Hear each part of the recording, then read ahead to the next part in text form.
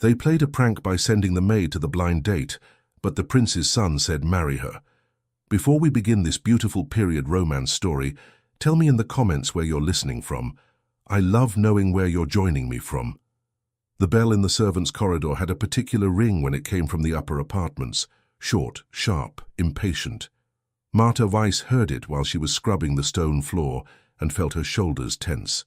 "Someone from the family," whispered one of the kitchen maids. "Go on, Martha, you're closest. Do not keep them waiting."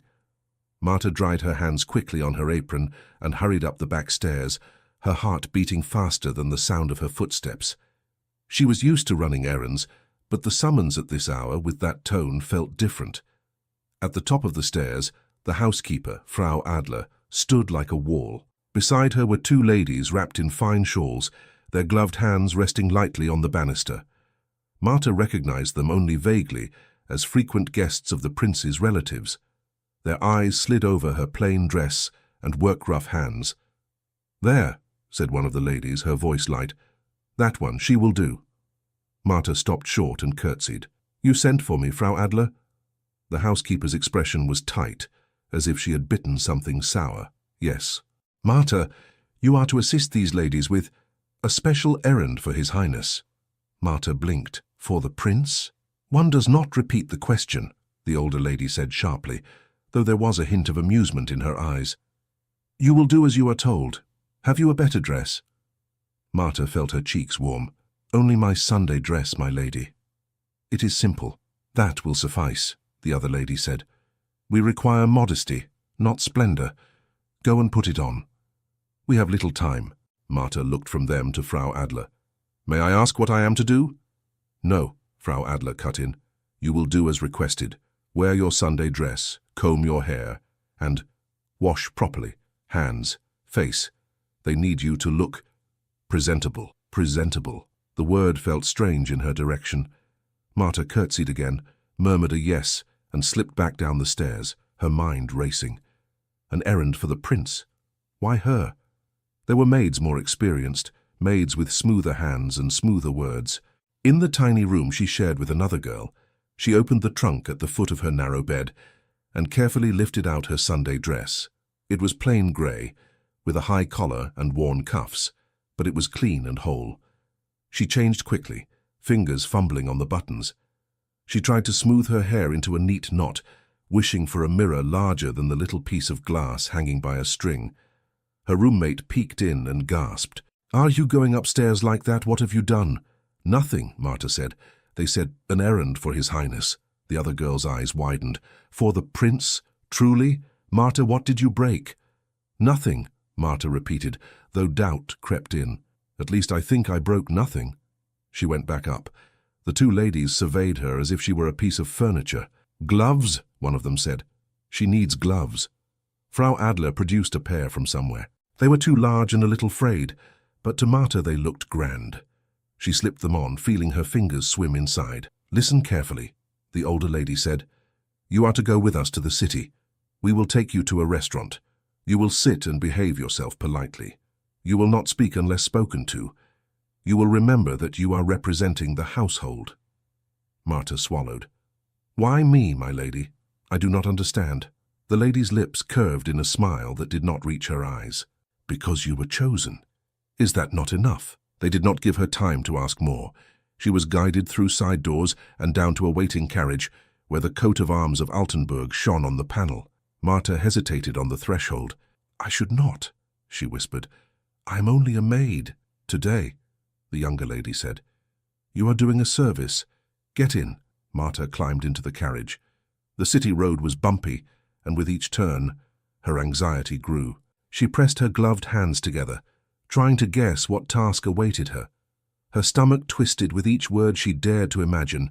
Serving, delivering, apologizing on someone's behalf. "Do I say, 'Your Highness'? If I see the prince?" she asked softly. The ladies exchanged a quick glance. "If you see him," one said, "you will curtsy and be silent. Leave the speaking to those who know how." They reached the city, and the carriage slowed. Outside, the streets were busy with people, but Martha barely saw them. They stopped in front of a restaurant with tall windows. Through the glass, She saw white tablecloths and flickering lamps. Her breath caught. She had never entered such a place. The older lady touched her arm. "Walk in. A table is reserved. A gentleman waits. You will go to him and sit down when he indicates. Do not tremble so.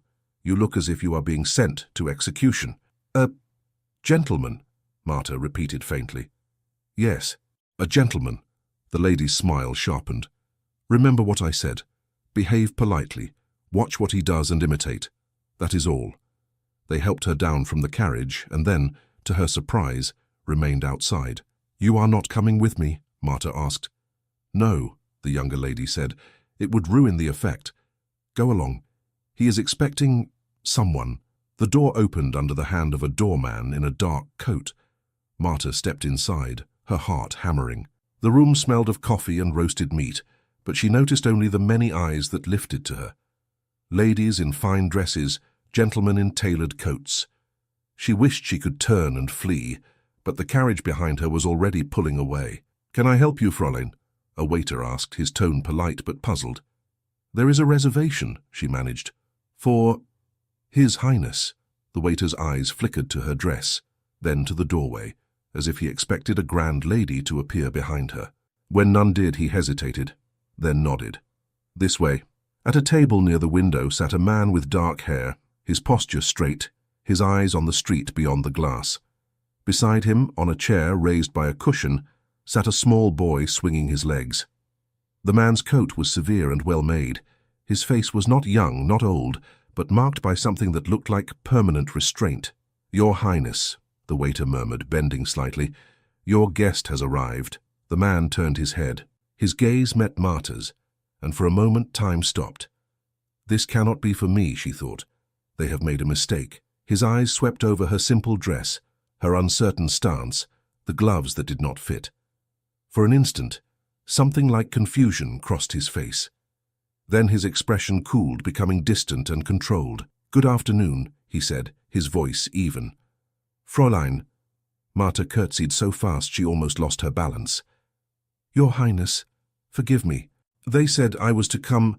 He did not invite her to sit. He did not smile. His gaze flicked past her, perhaps searching for another figure, another woman in silk, and behind her, in the far corner of the restaurant, a group of familiar noblemen had gathered at two tables pushed together. Their laughter, soft and contained, rose and fell like the hum of bees. Marta felt their eyes on her back. She realized, slowly, horribly, what this was. They had sent her in place of someone else. Someone who was meant to meet the prince. Someone of their world, not a servant. Her throat closed. "Your Highness, I think there has been some misunderstanding. I should not be here." The man's jaw tightened. "Indeed," he said quietly, "there has." He stood, pressing his palms briefly on the table, as if to steady himself. The boy beside him looked from his father to Marta, with clear blue eyes. "Papa." "Who is she?" the child asked. The prince did not answer at once. His gaze lifted past Marta, toward the far corner where the nobles sat. One of them quickly looked down at his glass, failing to hide a smirk. Johann von Altenburg, Marta realized.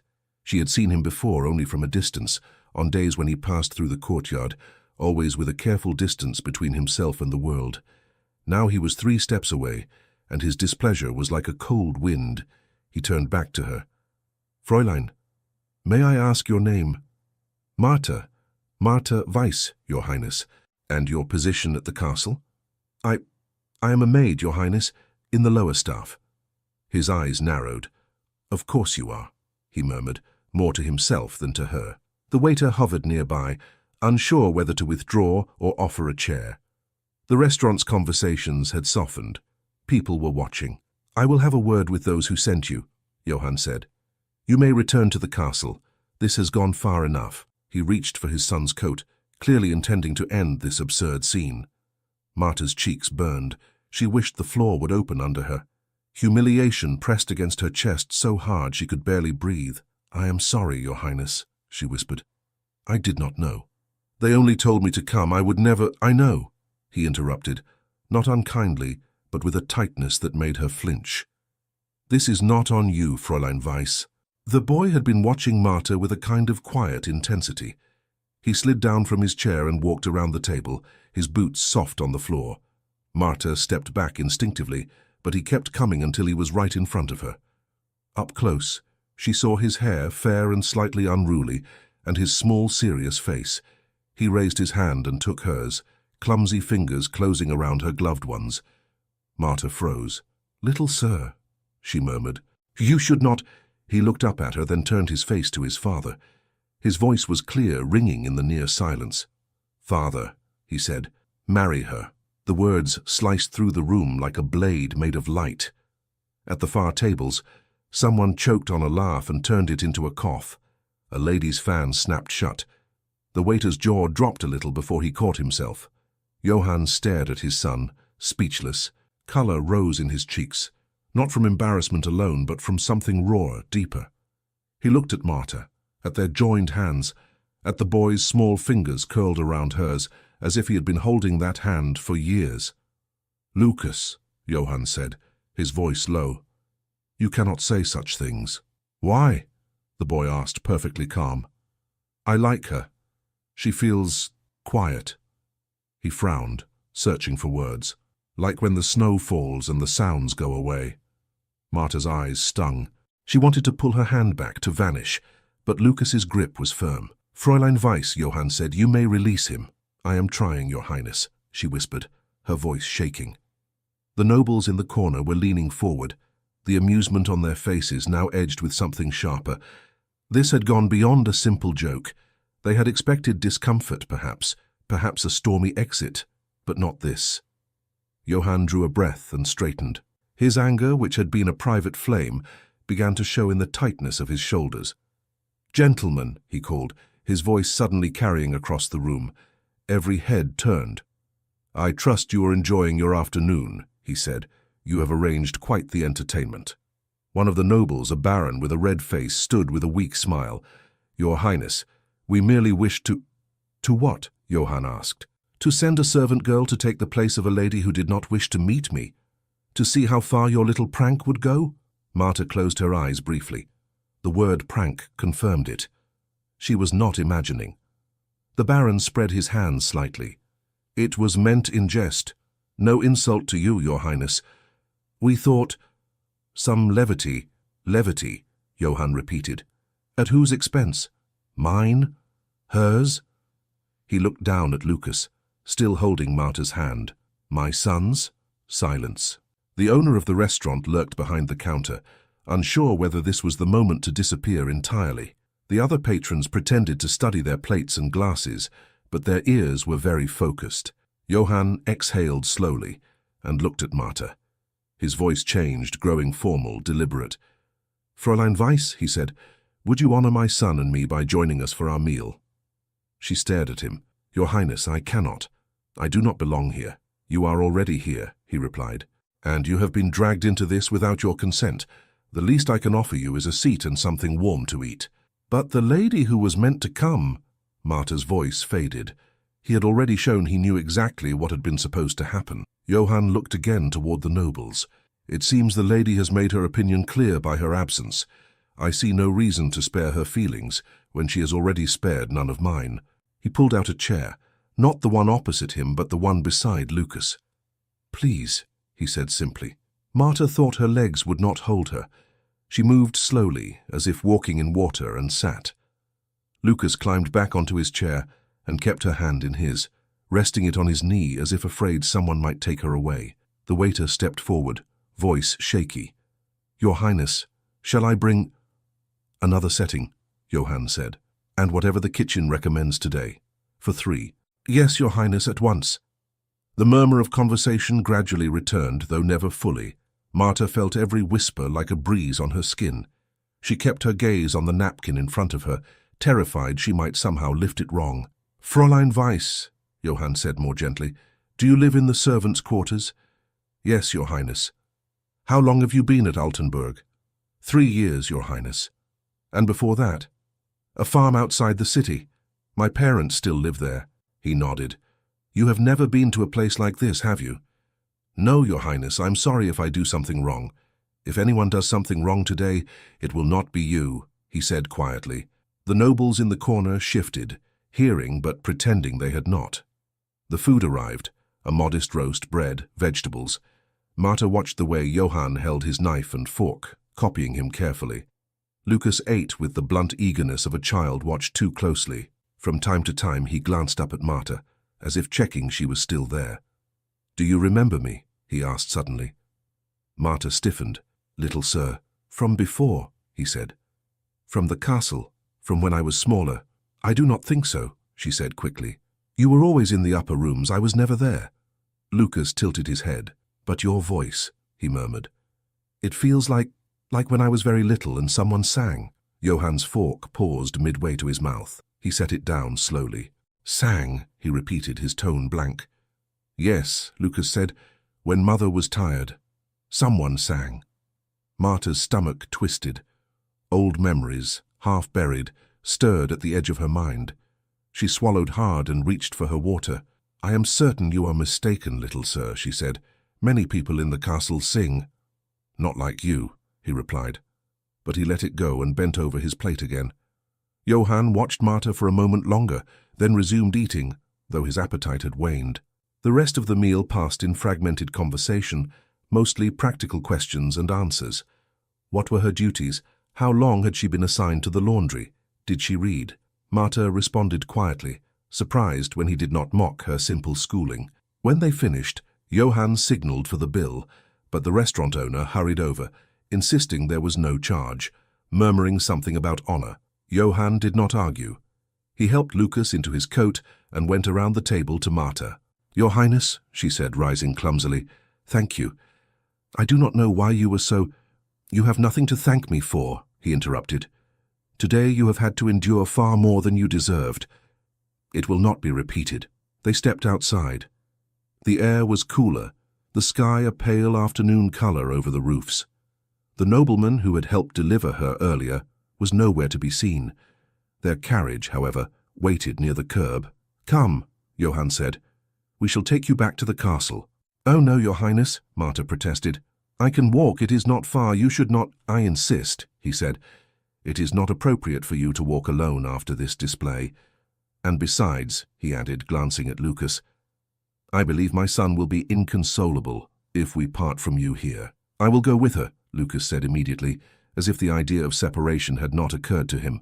"You are going home either way," Johann said dryly. "Into the carriage, Lucas." The boy obeyed, climbing in with the confidence of one who had never doubted his place in the world. Marta hesitated one more heartbeat, then followed. Johann sat opposite them, one hand resting on his knee, the other on the window frame.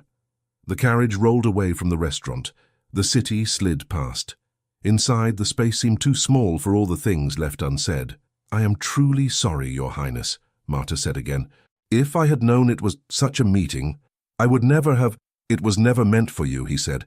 "You were used. I will speak with those responsible." "Please do not let them know I spoke of them," she blurted. "I cannot afford to lose my place." His gaze softened.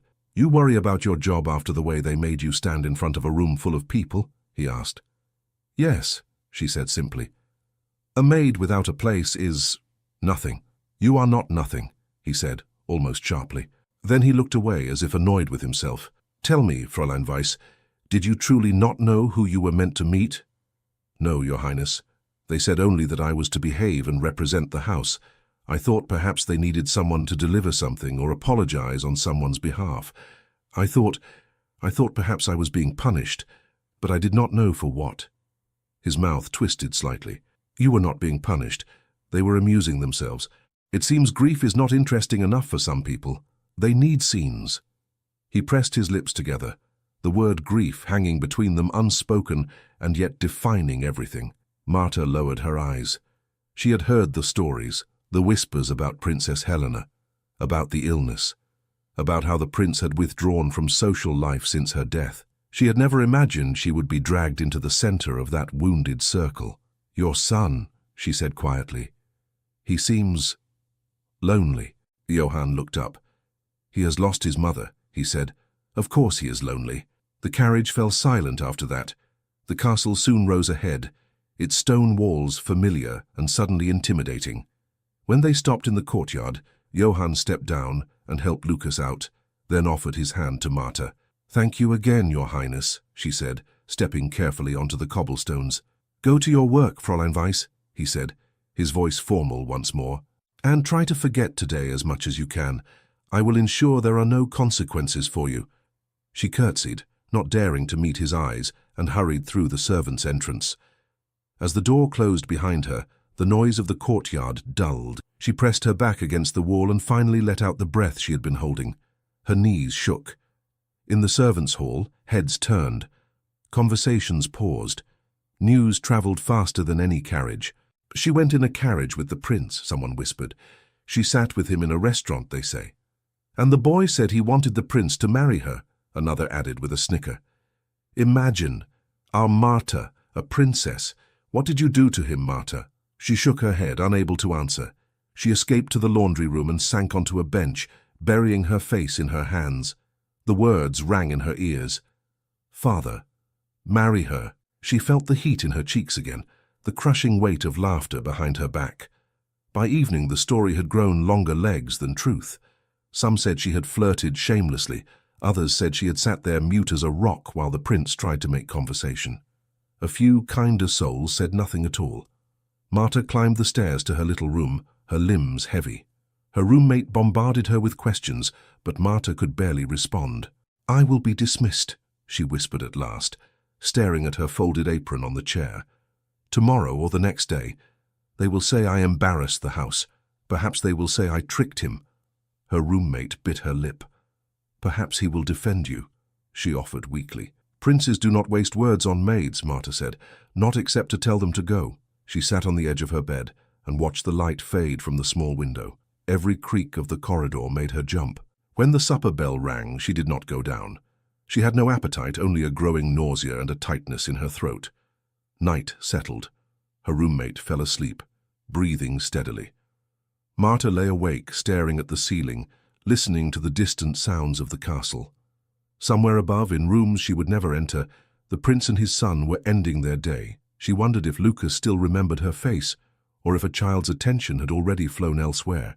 At some point, exhaustion dragged at her and her eyes drifted shut.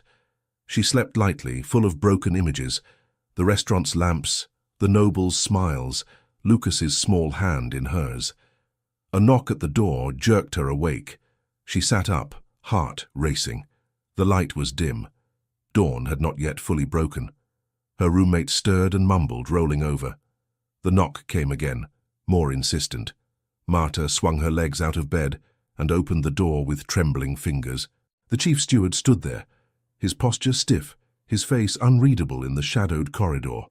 "Fräulein Weiss," he said, his voice low and formal, "His Highness has requested that you present yourself in the prince's private study tomorrow morning." Marta hardly slept after the steward's visit. She sat on the edge of her bed with her hands clasped so tightly her knuckles whitened. Her roommate finally woke, rubbed her eyes, and stared. "What did he want?" the girl whispered. Marta swallowed. "He said, 'The prince wishes to see me in his private study this morning.'" Her roommate sat up at once. "His private study? Why?" "I do not know." Marta managed a strained smile. "Perhaps to ask why I dared breathe in his presence yesterday." "That is not funny," the girl said, though a nervous giggle escaped. "What will you wear?"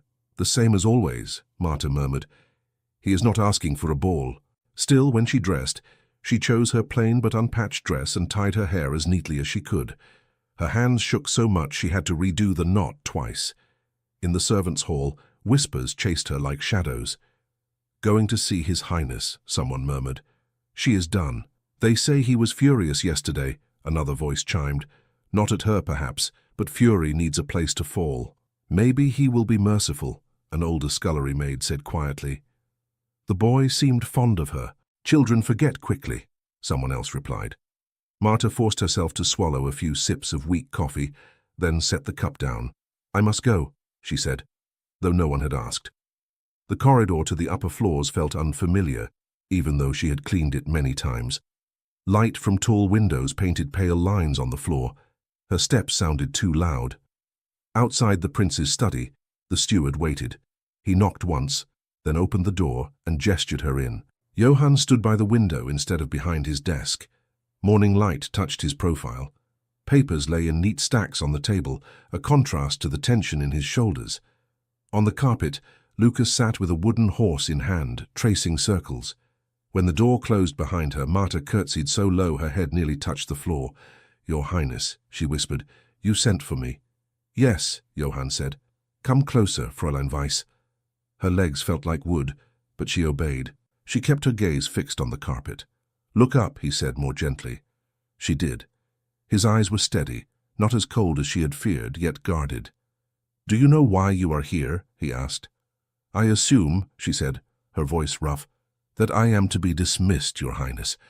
I would only ask if I might receive a small paper to show future employers that I was not dismissed for theft, or something worse." Lucas's head jerked up. "Dismissed?" he exclaimed. "No." Johann's gaze flicked to his son, then back to Marta. "Who told you that you would be dismissed?" "No one," she admitted. "It is only reasonable." "Is it?" His eyebrow lifted. "Because my relatives made a spectacle of you, I should now punish you as well?" She hesitated. "You are the prince, Your Highness. People expect someone to carry the blame when there is talk. Do you feel you are to blame?" he asked. "Yes," she said without thinking. "Someone should have known better. I should have known better." Johann shook his head slightly. "Tell me again from the beginning. Who told you to go to the restaurant? Use their names." She swallowed. Her eyes darted toward the closed door, as if those ladies might materialize out of the wood. "Frau Adler summoned me," she said. "Two ladies were with her, Lady Charlotte von Breiner and Lady Elise von Kardel, I think. They told me I was to assist with an errand, to represent the house. They did not say it was a meeting. They did not say—" Her voice faded. "They did not say that you were to stand in for a noblewoman," Johann finished. "No, Your Highness." He walked to his desk, picked up a paper, then set it down again without reading it. "Did you agree willingly?" "I tried to refuse," she said softly. "I said I was only a maid. They insisted. I did not dare disobey." Lucas had come closer without her noticing. He now tugged at her skirt. "You did nothing wrong," he said. "I wanted you to stay. I said so." "Hush," Johann murmured, though there was no real reprimand in it.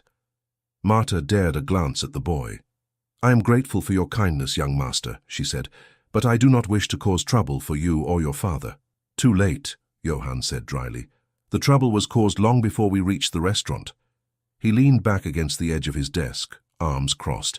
"The gentleman who arranged yesterday's amusement," he said, "seem to believe that my life is their theatre. They forget I am not obliged to applaud." Marta did not know what to say. "So," Johann continued, "you were ordered, not asked. You had no idea what awaited you, and yet you now stand here ready to accept dismissal so that others may feel their joke has no consequences." "If my leaving can calm things," she began. "No," he said, firmness cutting through her words. "I will not make you the scapegoat for their cruelty." She stared at him. "Then why am I here, Your Highness?" "To decide what comes next," he replied. "For you and for my son." Lucas, as if summoned by the mention of his name, stepped closer and slipped his hand into Marta's again. It seemed to be becoming a habit. Johann watched the gesture with a complicated expression. "Lucas," he said, "what did you say yesterday at the restaurant?" The boy blinked. "Many things." "The one that made everyone go silent," Johann said. Lucas frowned, then his face brightened with memory. "I said you should marry her." Marta's cheeks flamed. "Young master, please. And why did you say that?" Johann asked calmly. "Because I liked her," Lucas said. "Because she felt safe, like mother. Not the same, but like she would stay." The room seemed to shrink around them. Johann's hand tightened on the desk. "Had you ever seen her before yesterday?" he asked. Lucas hesitated. "I am not sure," he said slowly. "Sometimes I think, when I was small, there was a voice like hers, in Mother's room, when it was dark." Marta's breath caught. Images flashed in her mind. Dim lamps, soft cries, a frail woman on a bed, a tiny bundle in her arms, a quiet song hummed to calm a restless baby, while the world outside the door held its breath. She pushed the memory away. It did not belong in this room. "It must be another voice you are remembering," she said quickly. "I have never been in the princess's chambers, young master." Johann watched her closely, as if weighing the truth of every word. For a moment, silence stretched. Then he straightened. "Regardless," he said, "what I cannot ignore is that my son has not been so calm in public in months as he was yesterday with your hand in his." "It was only for a moment," she whispered. "A moment I have not seen in a long time," he replied. "Lucas has had difficulty among strangers since his mother died. Yesterday he sat through a meal in a crowded room without a single protest. That is not nothing." Lucas squeezed her fingers. "I liked when you talked to me about the spoons," he said. Marta blinked. "The spoons? You said they were lined like little soldiers," he reminded her. "Standing straight." She let out a fragile laugh. "I was trying to think of anything to keep you from being bored, young master." "It worked," he said. Johann rubbed his temple lightly. "The situation is this," he said. "I have relatives and courtiers who want you gone, to cover their own folly. I have a son who, for reasons I do not yet understand, is unusually at ease with you. I have a household that thrives on gossip, and I have my own conscience. Somewhere between these I must choose." Marta waited. Her heart beat so loud she was sure they could hear it. "At present," Johann said slowly, "I find myself less inclined to indulge the wishes of my relatives than to attend to my son's needs." He looked at Lucas. "Do you wish Marta to stay?" "Yes," Lucas said without hesitation. "Would you like her to spend time with you during the day?" Johann continued. "To read to you, to walk with you in the garden?" "Yes," Lucas said again. "Every day." "You see?" Johann looked at Marta. "He is quite clear." She stared at them, unable to follow. "Fräulein Weiss," Johann said, "I am not dismissing you. On the contrary, I am changing your assignment." "Changing?" she echoed. "As of today," he said, "you are relieved of your duties in the lower staff. You will report instead to the nursery. Your primary responsibility will be to my son. You will be his daily companion. His nurse will remain, but you will assist. You will not be required to serve in public rooms unless I specifically request it." Marta felt the floor tilt. "His companion," she repeated. "Your Highness, I cannot. I am not trained. I am no governess, no nurse of noble children." "You are a woman with a steady nature," Johann said. "You did not faint yesterday, though you had reason. My son has chosen you. That is recommendation enough for now. But the others," she faltered, "they will think I have sought this, that I wanted rank." "Let them think what they like," he said sharply. "I will issue the order myself. No one will be confused as to whose decision it is." Tears sprang to her eyes, unbidden. "Your Highness," she said, "I do not deserve such consideration." "I am not doing this for your sake alone," he said. "Do not mistake me for more generous than I am. I am doing it for my son. But I will not pretend I am unaware of the position this puts you in. You will be above some and below many. It will be uncomfortable." "I am familiar with discomfort," she murmured. He almost smiled. Only almost. "Then we are agreed," he said. "You will move your things to the smaller room near the nursery. The steward will arrange it. Your wages will be adjusted. You will be given appropriate clothing for your new duties. You will answer directly to the head nurse and to me." Marta opened her mouth, closed it, then said, "Why are you doing this, truly, Your Highness?" He regarded her steadily. "Because my son needs someone who makes the world quieter for him," he said. "And because yesterday I saw men of my own rank show themselves smaller than a maid. I have no wish to reward them by sending you away." Her vision blurred. She dropped into another curtsy, deeper than the first. "I will do my best," she whispered. "I expect nothing less," he said. Lucas clapped his hands suddenly. "She is staying," he said, delighted. "Marta is staying." She looked down at him. His joy seemed too large, too bright, for what she felt able to bear, but she forced a smile for his sake. The steward appeared at the door in response to a bell Johann rang. "Inform Frau Adler," Johann said, "that Fräulein Marta Weiss is transferred to the nursery as of today. She is not to be assigned kitchen or laundry duties unless I say so. Have a room prepared for her beside the nursery." The steward blinked, surprised, but bowed. "At once, Your Highness." When Marta left the study, she did so in a daze. The corridor outside felt like another world, one she did not yet know how to walk in. In the servants' hall, all conversations stopped as she entered. "Well," someone demanded, "are you dismissed?" "No," Marta said slowly. "I am being moved to the nursery." "To the nursery?" her roommate gaped. "To the little prince?" "She will be his companion," the steward announced, passing through with a folded paper.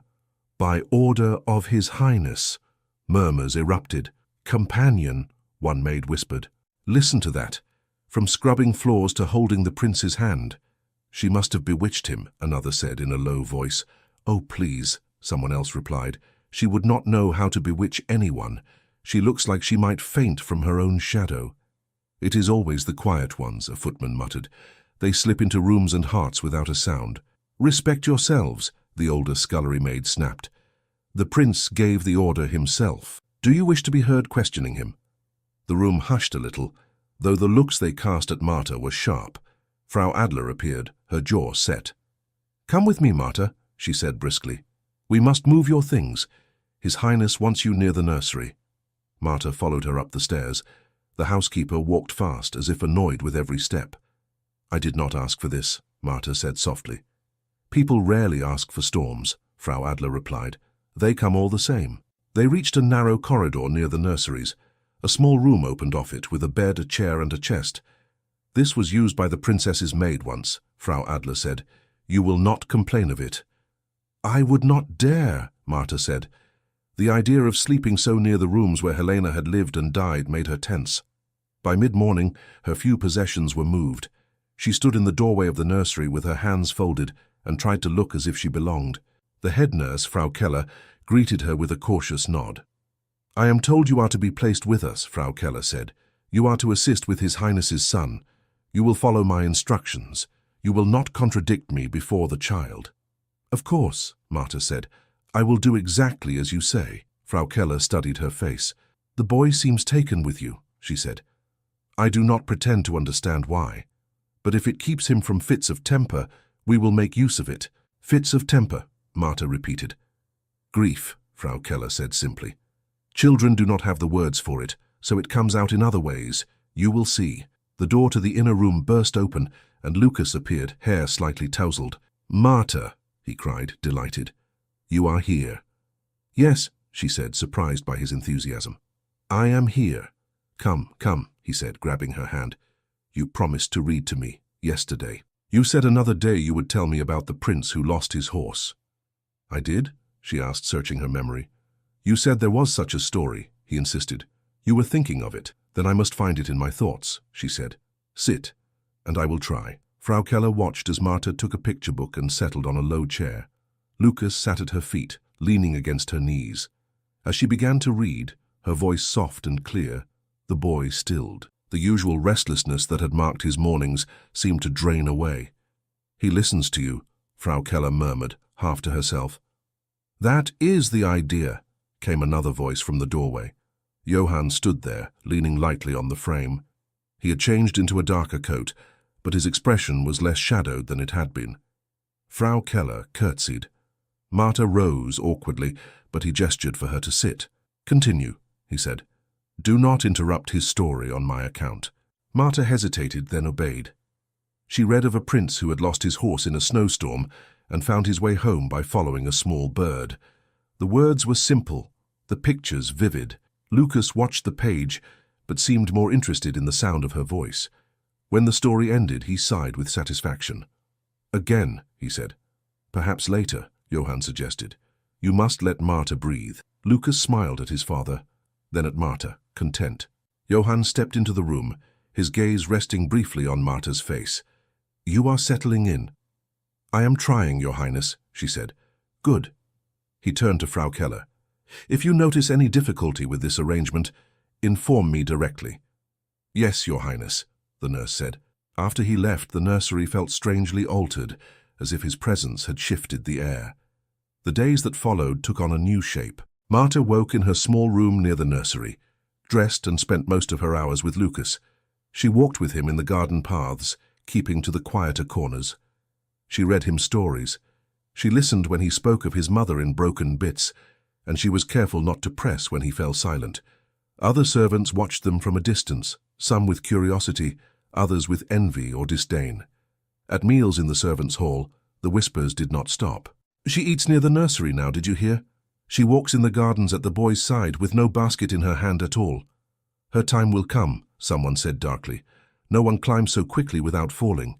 "Unless she has the prince's favor," another added. "Then she will not fall alone, she will pull half of us down." "I do not see the prince," the older scullery maid retorted. "I see a widower with a child in need, and a girl with kind eyes. Leave them alone." For all the talk, no one dared insult Martha directly in front of Johann or Frau Keller. But in small ways the hostility showed. A basin left unfilled, a dress sent to be mended with a note that it was too fine for fingers that once scrubbed floors. Martha tried to accept these stings as the price of her new place. One afternoon, late in the week, a small party arrived at the castle. A cousin of the prince and his wife, accompanied by an older woman with keen eyes and a face lined more by observation than by age. The household stirred. Visitors meant more work, more vigilance. In the nursery, Lucas insisted on staying near Martha as preparations buzzed around them. "I do not like them," he announced, though he had not yet seen the guests. "When people come, everyone talks in low voices, and no one listens to me." "Today will be different," she said. "You and I will stay here unless your father calls us." "Will you read to me?" he asked. "Yes." She chose another book. As she read, footsteps approached in the corridor. The door opened a little, and voices drifted in. "So pale lately," a woman was saying. "Ever since Helena he is not the same." "How could he be?" another voice replied. "She was the only one who could draw him out. Now they say he hides himself behind the child, behind duties." Martha bent her head lower over the page, trying not to listen. The door opened wider. Frau Keller entered, followed by the prince's cousin and his wife. Behind them walked the older lady, her gaze taking in everything at once, the toys on the floor, the window seat, the small boy at Martha's feet. "Lucas," Johann's cousin said warmly, "do you not come to greet your uncle?" "Later," Lucas said without moving. "We are reading." The cousin laughed, a little strained. "So I see." The older woman's eyes rested on Martha. For a moment, neither spoke. Something like surprise flickered in the lady's expression. "Who is this?" she asked quietly. Frau Keller stepped forward. "This is Martha Weiss, your ladyship. She has been assigned as a companion to His Highness's son." "A companion?" The older woman narrowed her eyes. "A maid, I presume." "Yes, your ladyship," Frau Keller said. Martha rose, cheeks flushing. "Your ladyship," she murmured, curtsying. The woman studied her face, then her posture, then the way Lucas rose and pressed himself against Martha's side, clearly unwilling to put distance between them. "I know you," the lady said slowly. "I have seen you before." Martha's breath hitched. "I do not think so, your ladyship. I am of no consequence." The lady ignored the protest. She glanced at the cousin's wife, then at Frau Keller. "I remember you in another room," she said. "Not the nursery, the princess's chambers, in those last weeks, carrying the child when Helena was too weak, standing by the bed, listening at the door when the doctors came and went." Frau Keller stiffened. "Your ladyship must be mistaken," she said quickly. The older woman did not take her eyes off Martha. "No," she said softly. "I am not mistaken at all." For a long moment, no one in the nursery moved. Martha felt Lucas press closer to her side, his fingers clutching the fabric of her skirt. The older lady's gaze stayed fixed on her face, sharp and searching. "I do not think so, your ladyship," Martha said, her voice small. "I have never been of such importance." "That is precisely why I remember you," the lady replied. "The quiet ones are easier to notice. You were always by the door, never in the way, but always listening. Helena trusted you." "I remember." Frau Keller cleared her throat. "Lady Amalia, the princess had many maids. Perhaps—" "No," Lady Amalia said. "This girl held the child. I saw it more than once. Helena was so tired she could barely lift her head. She would hand the baby to this one and say, 'Sing, Martha.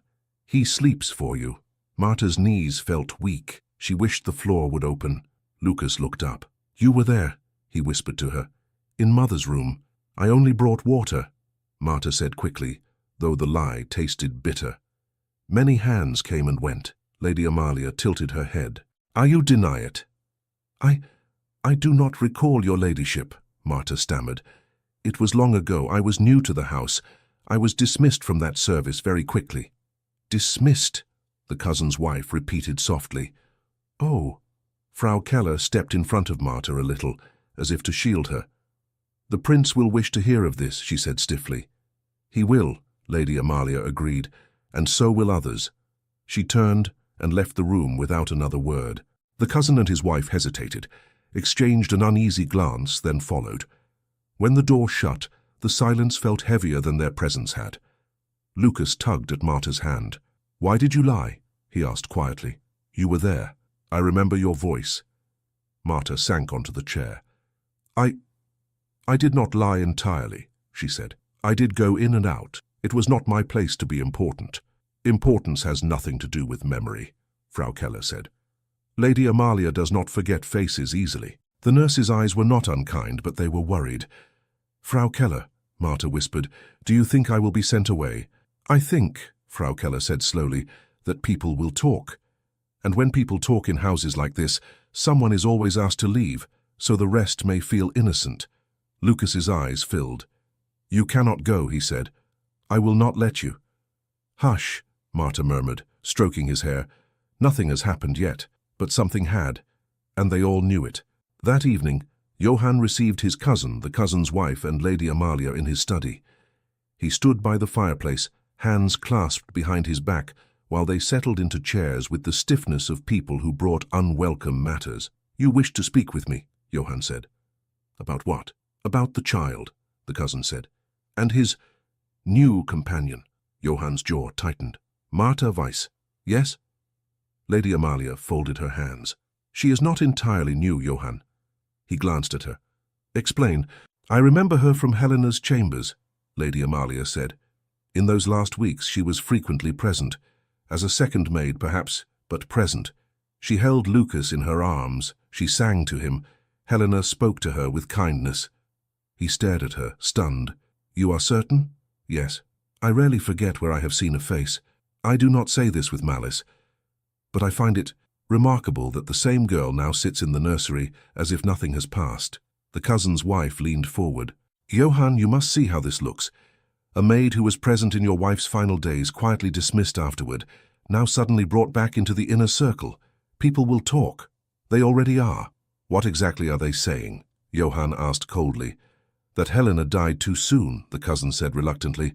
"That perhaps, and there was confusion, mistakes, that some of the servants in those rooms were not equal to the moment."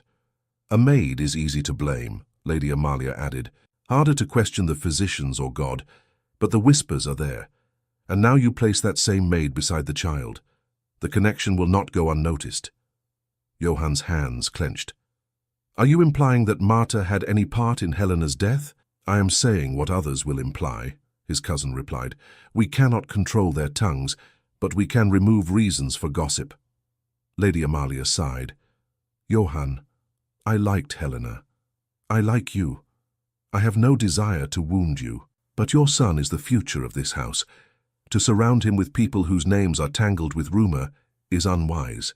"She was a girl, carrying water," Johann said tightly. "Nothing more." "Then why was she dismissed from those rooms?" the cousin's wife asked softly. "People say she made an error, a delay, that the doctors wanted one thing and she brought another." "People say many things," Johann snapped. "None of them stood there with her." He paced a step, then turned back. "Have you asked my son whether he feels safe with her?" he demanded. "Have you watched him sleep more peacefully since she came? Or does his comfort mean nothing beside your precious gossip?" The cousin held up his hands. "Of course it matters. We only ask you to consider the wider consequences. You have duties beyond the nursery, Johann. A future marriage to arrange, alliances. Imagine how this will look to a potential bride's family, a maid at the center of your private life, with whispers clinging to her name." "You would have me throw her out to make myself more presentable?" Johann asked. "To protect your son's position," the cousin said quietly, "and to protect Helena's memory from fresh scandal." Lady Amalia leaned forward. "Johann, if the girl is innocent, she will find work elsewhere. If she is not, do you truly wish her near the child? Think not only of sentiment, think of prudence."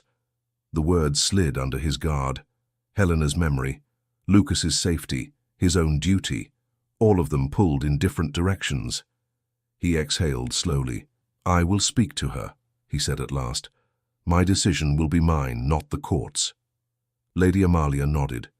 "That is all we can ask."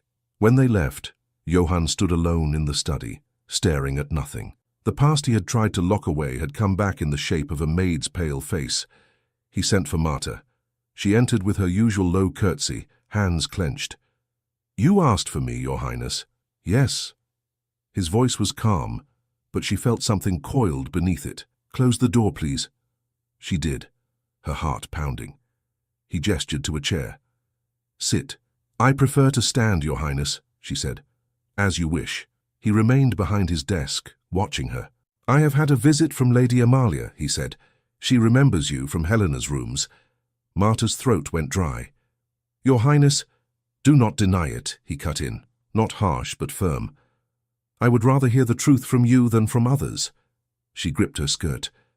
"I was called to help when extra hands were needed," she said at last. "I carried linens, water. Sometimes I was asked to sit with the baby when the princess was too weak. It was nothing, Your Highness." "Nothing?"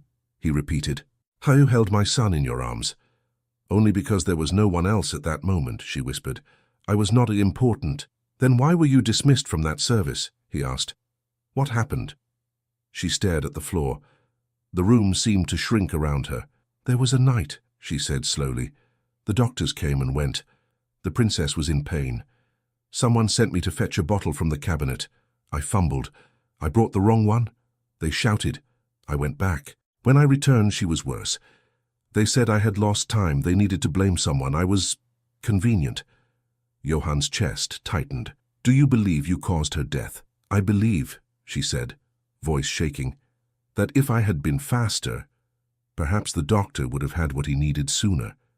Perhaps it would have changed nothing. Perhaps, I do not know. But after that I was told I was too clumsy for such rooms. I was sent away. I accepted it. I thought it was my punishment." He took a few steps, then stopped. "Why did you never speak of this?" he asked. "To whom should I have spoken, Your Highness?" she said. "No one would have believed me. A maid who says she did not mean harm is still a maid who made a mistake. And you think you alone were responsible for a chain of events that involved physicians and fate," he said quietly. Tears burned behind her eyes. "I think that I was there. That is enough." He looked at her for a long moment. Something eased in his face, some old tension shifting. "Helena's illness was long and cruel," he said.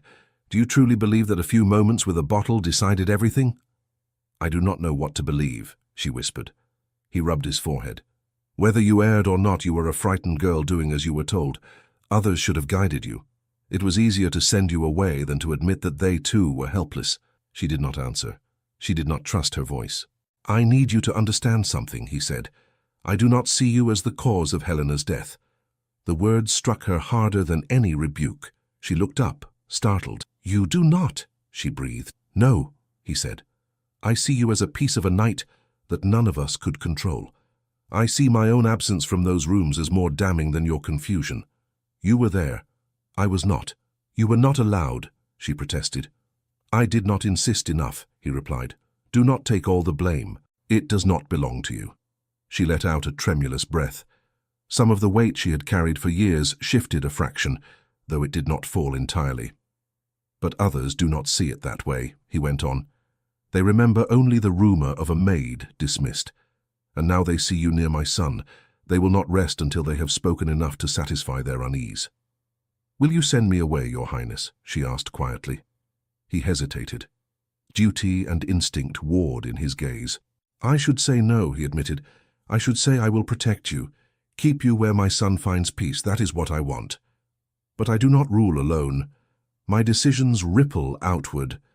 There are alliances, expectations, a future to consider. And there is Helena's name. I do not wish it dragged through more mud." "I understand," she whispered. "Do you?" he asked. "Yes," she said. "I knew this place was borrowed. I did not expect to stay.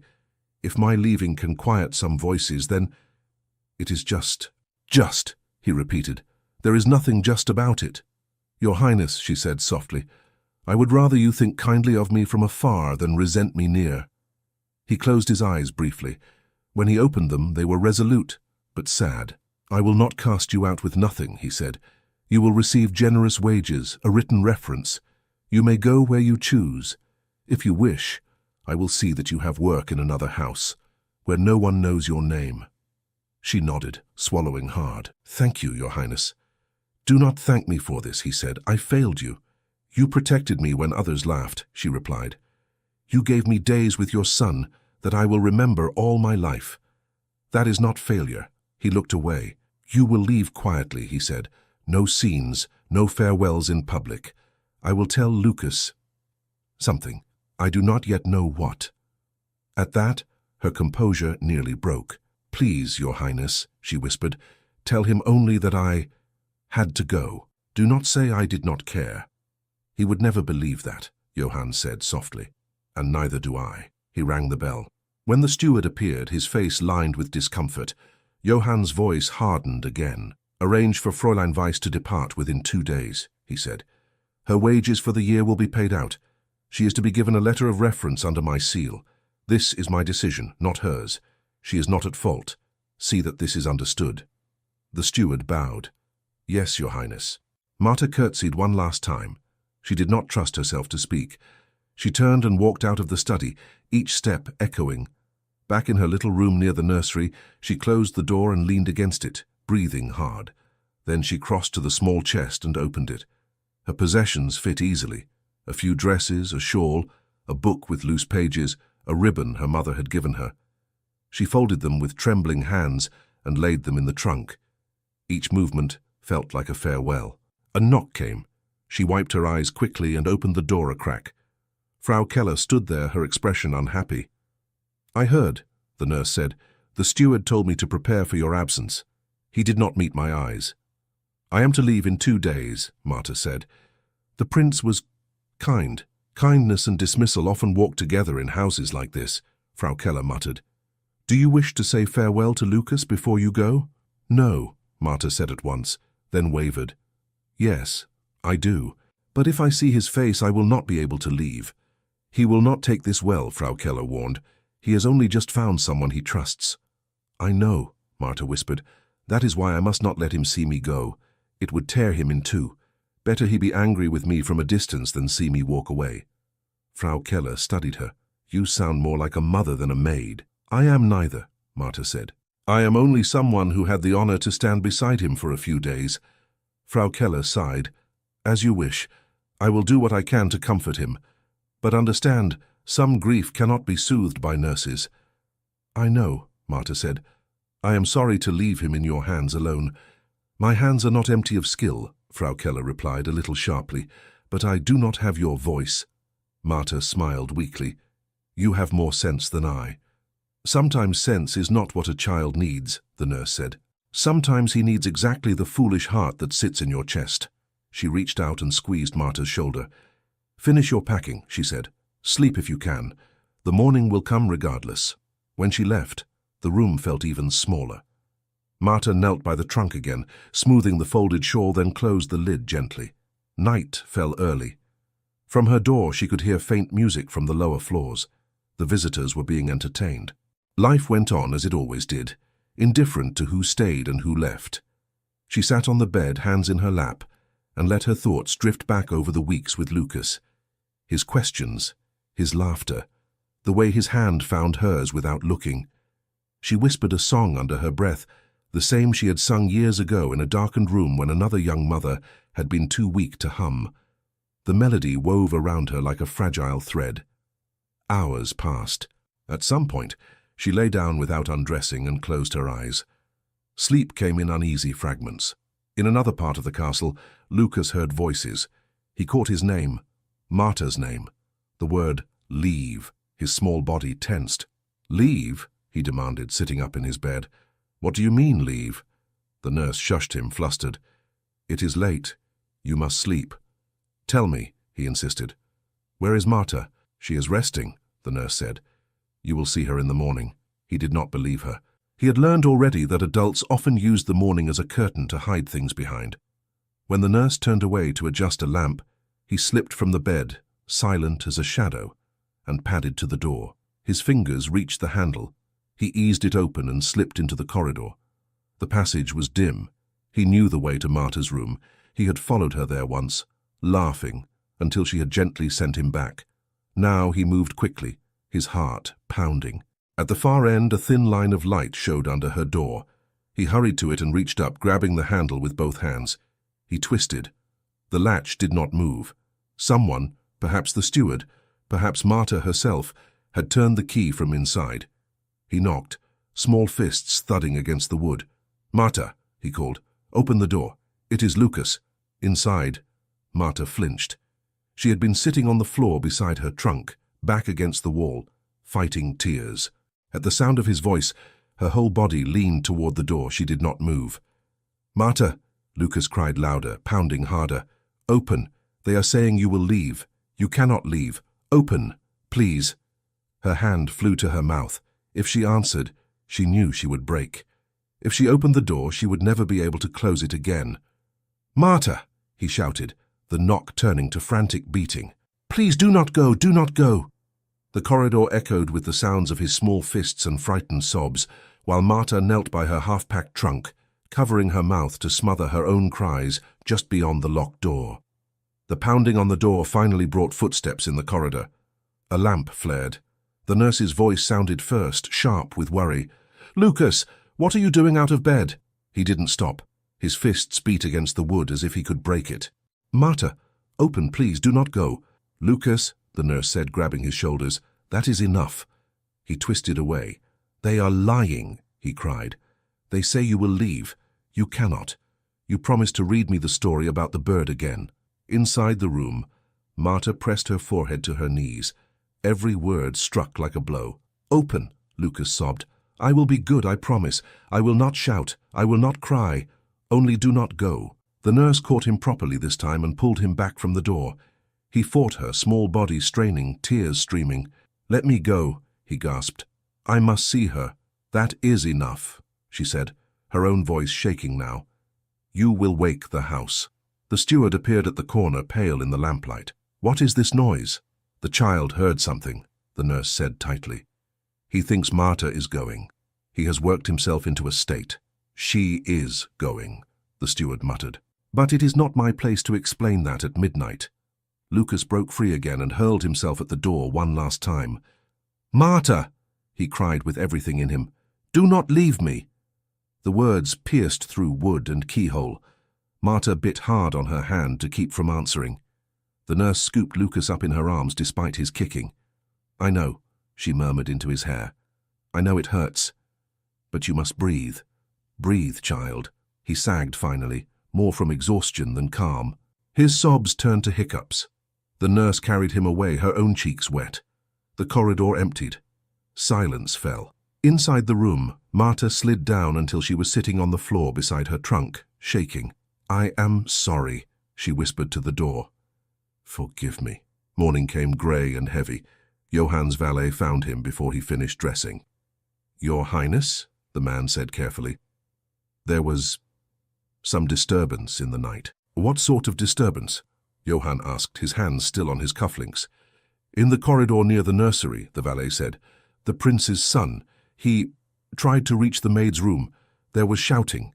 The nurse managed to calm him, but he did not sleep again." Johann's jaw clenched. "Why was I not informed at once?" "The nurse feared to disturb you on account of the guests," the valet said. "She told the steward. He judged it best to wait until morning." "I see," Johann said in a tone that meant he did not approve. "Send for Frau Keller and for the steward, now." Frau Keller came first, hair hastily pinned, face drawn. "Explain," Johann said. She did without embellishment. The knocking, the cries, the boy's refusal to be soothed. "He knows?" Johann asked slowly. "He knows she is leaving?" "He heard only fragments," Frau Keller said. "Children hear enough. He guessed the rest." "And this morning?" Johann asked. Frau Keller hesitated. "He is feverish," she said. "Slightly, from exhaustion, I think. His pulse is fast. He keeps asking where she is." Johann's hand tightened around the back of his chair. "Has she seen him?" he asked. "No, Your Highness," Frau Keller said. She shut herself in her room. She thinks it kinder. Kinder, he repeated. To vanish overnight? She is trying not to tear him more, Frau Keller said quietly. It is not easy either way. He stared at the window for a moment, seeing nothing. Have her come here, he said suddenly. Frau Keller shook her head. She has already packed half her trunk, she said, and your Highness has made your decision known. If you call her back only to wound her again. He was silent. You share the weight, Frau Keller added gently. But he carries it with no understanding of why. That is the worst part. The steward arrived, looking uncomfortable. You should have woken me, Johann told him. Next time, you will wake me. Yes, Your Highness, the steward said quickly. Johann dismissed them both. Alone he paced the length of the room, each step heavier than the last. He saw Lucas, small fists beating on the door. He heard his own voice from days ago, telling Marta she was not to blame. And then his later words, sending her away to appease those who were. What am I doing? He muttered to himself. He went straight to the nursery. Lucas lay on the bed, cheeks flushed, eyes bright with fever. When he saw Johann, he pushed himself up. Where is she? He demanded. Where is Marta? They say she will go. That she must go. You will not let her, will you? Johann sat on the edge of the bed. The nurse hovered at a distance. Lucas, he said quietly. Sometimes people must leave even when we do not wish it. Why? Lucas cried. What did she do? Nothing, Johann said, the word harsh in his throat. She did nothing. Then why? Lucas insisted, eyes blazing. You are the prince. You can say no. Johann had no answer that would not poison the air with words like duty and scandal. Do you like her? Lucas whispered, voice suddenly small. Do you like her like you liked mother? Johann's breath caught. That is not a simple question, he said. I like her, Lucas said. When she is there, everything is less loud. When she is here, I can sleep. He pressed a fist to his chest. When she goes, it hurts here. It is like when mother went away. Do not make it happen again. Please. Johann felt something twist inside him, something that had been twisted already for years. I thought sending her away would protect you, he said slowly. Protect us. I see now, it only hurts you more. He stood abruptly. Frau Keller, he said, keep him in bed. If his fever rises, send for the doctor. Tell him I have gone out. Out, Your Highness? She asked, surprised. Yes, he said. There is someone I must speak to before I lose what is left of my courage. He did not change his coat. He went straight to the courtyard and ordered a carriage with 2 horses. Where to, Your Highness? The coachman asked. Johann hesitated only a second. To the main road toward the town, he said. Find every small inn along the way. We will start with the one nearest the old Weiss farm. The coachman nodded. Yes, Your Highness. The carriage rattled out of the gates. Johann sat forward, fingers gripping his knees, every turn of the wheels echoing his impatience. On the outskirts of the town, the first inn stood with its crooked sign and low roof. The carriage drew up in a flurry of snow-dusted air. Johann stepped down before the coachman could offer a hand. He went straight inside. The common room was small, with a few tables and a counter. The smell of bread and smoke hung in the air. The innkeeper looked up, startled, then nearly dropped his cloth. Your Highness, he stammered, bowing. What an unexpected honor. I am looking for one of my former maids, Johann said. Marta Weiss. Has she taken a room here? The man nodded quickly. Yes, Your Highness, arrived at dawn, she did. Poor thing looked worn through. She has not yet gone out again. Where is she? Johann asked. Up the stairs.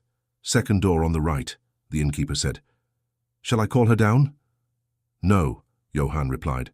I will go up. The stairs creaked under his weight. At the second door on the right, he paused only a moment before knocking. Marta, he called, it is Johann von Altenburg. Inside, she startled so violently that the comb in her hand fell to the floor. She had been sitting on the edge of the narrow bed, hair loose for the first time in years. She hesitated, then rose and opened the door a crack. When she saw him, she froze, fingers still on the handle. Your Highness, she said, breathless. Why are you here? He looked at her, at the trunk in the corner, the small bed, the undone braid over her shoulder. I came, he said, to ask you a question I should have asked before I let you walk out of the castle. She swallowed. If it is about Helena, it is about you, he interrupted, and about my son, and about me. She stepped back to let him in. He closed the door behind him and stood in the cramped space with a strange awkwardness, as if he were too large for it. I thought you would be glad to be rid of me, she said with a faint, shaky smile. You have enough burdens. I have just discovered I am very bad at being rid of you, he said dryly. Sit, please, or I will wear a hole in your floor walking. She sat on the bed. He remained standing, then thought better of it and sat on the lone chair. I spoke with Lucas this morning, he began. He is feverish. He is also very angry with me. She winced. I did not intend. You did nothing but leave as I told you, he said. The hurt is mine. I am the one who said you must go. She looked down at her hands. You had reason. They spoke of me as if I had brought misfortune on your house. And you believed them, he said quietly. Her fingers twisted in her skirt. I believed I was a weight you did not need to carry, Your Highness. He leaned forward. Marta, look at me. She did, reluctantly. When Helena was ill, he said, I was kept away from her room more often than I care to remember. They said the doctors needed space. They said she needed quiet. They said seeing me in such torment would weaken her. In truth, they did not know what to do, and they hid behind rules. She listened, motionless. On one of the last days, he continued, Lady Amalia came to me after a visit. She spoke of Helena's softness, her worrying over every small thing, and she mentioned a maid, a girl from the lower staff who held the baby and sang when Helena could not. She said Helena had smiled and said, At least he will always remember a gentle voice, even if it is not mine. Marta's eyes widened. She said that? She whispered. Yes, he said. At the time I barely heard the words. I was too consumed with my own fear. Only now, when Lady Amalia spoke your name, did the memory return fully. She pressed a hand to her mouth. I never knew. She spoke to me only in small ways, thanking me for water or for lifting the child. I did not think she remembered me at all. She remembered, Johann said, and what she remembered was not clumsiness or delay. It was your voice. A tear slid down Marta's cheek. She brushed it away quickly. You do not know everything about that night, she said hoarsely. May I tell you now? Yes, he said. I want to hear it. Every part.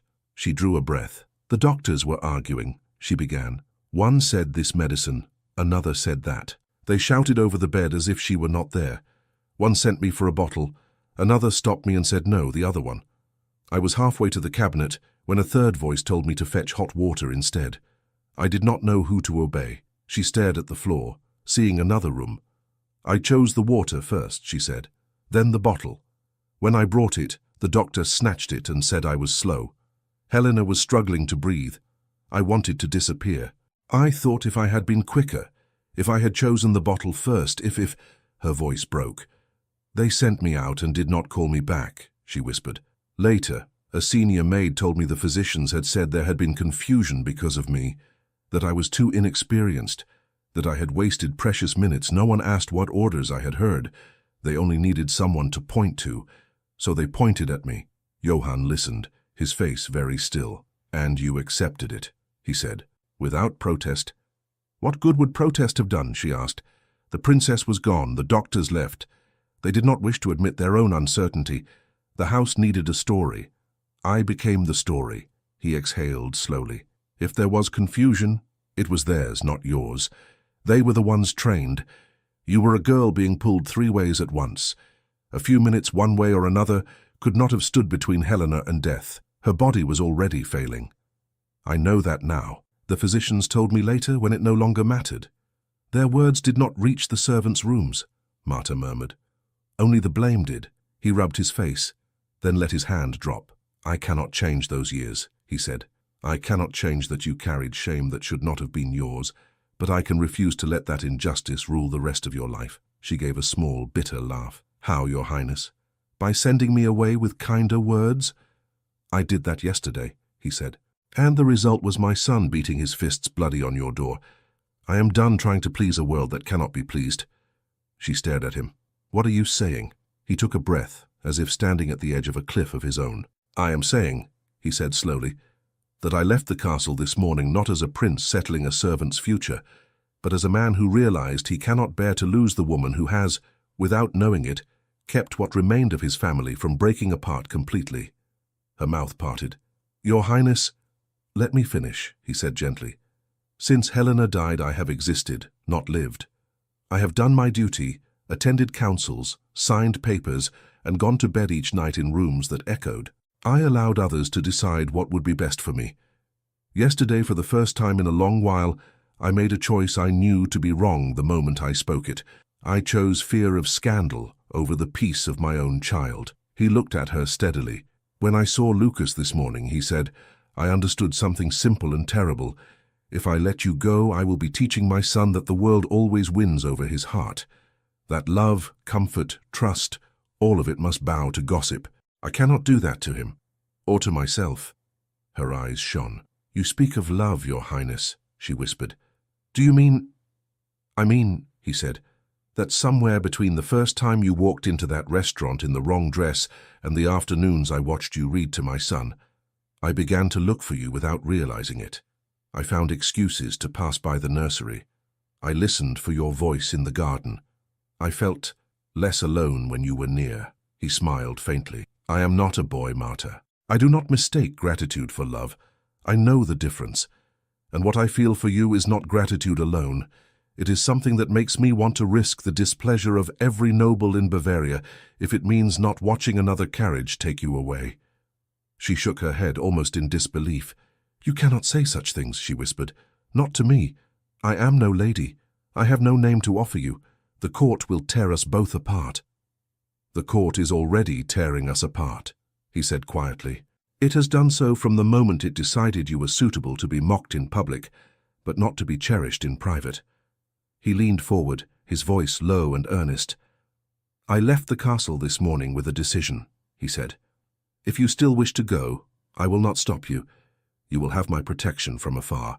But if there is any part of you that wishes to stay, not as a servant hidden behind doors, but as my equal in the only way that matters to me, as my wife, then I ask you to hear me when I say this. Marta Weiss, will you marry me?" The room went very quiet. She stared at him, breath shallow. Her hands twisted in her skirt. "You do not mean that," she said at last, almost afraid to give the words shape. "You cannot. You speak from pity, from guilt." "No," he said firmly. "I speak from what I know. I have been pitied before. It feels nothing like this. Guilt drove me to send you away. Love brought me here to bring you back." She covered her face for a moment, fingers trembling. When she lowered her hands, tears ran freely down her cheeks. "Do you understand what you are asking?" she whispered. "If I say yes, there will be whispers that you have gone mad, that you betray Helena's memory, that you have dragged a servant into a place she does not belong. They will laugh at you as they tried to laugh at me." "Let them," he said. "I am tired of being a performance for other men's amusement. My life is not their diversion." "And if I cannot learn to walk in their world," she asked, "if I stumble, if I embarrass you at every step?" "You will stumble," he said, surprising her with his bluntness. "So will I. We will both make mistakes. But you already know how to stand up after falling. You have been doing it alone for years.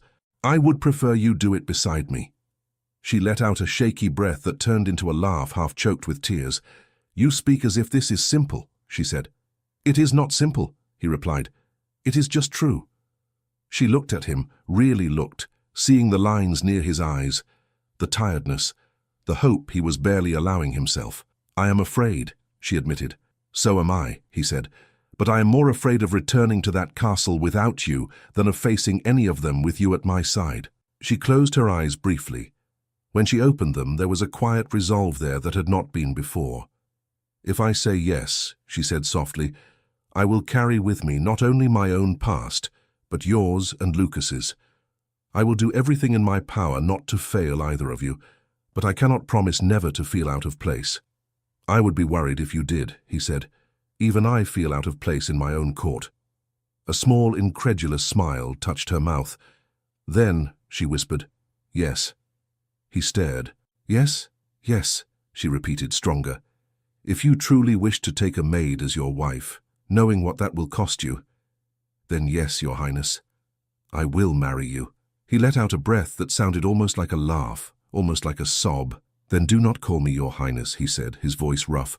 Not when we are alone. Call me Johann. Johann, she tried, the name unfamiliar on her tongue, intimate in a way that made her blush. He stood slowly, as if any sudden movement might shatter the moment, and held out his hand. Come home with me, he said. We have a child to comfort and a court to scandalize. She rose and placed her hand in his. It fit there as naturally as it had in Lucas's. What will you tell them? She asked. The truth, he said simply. That I have chosen a wife. That my son's heart knows better than their prejudice.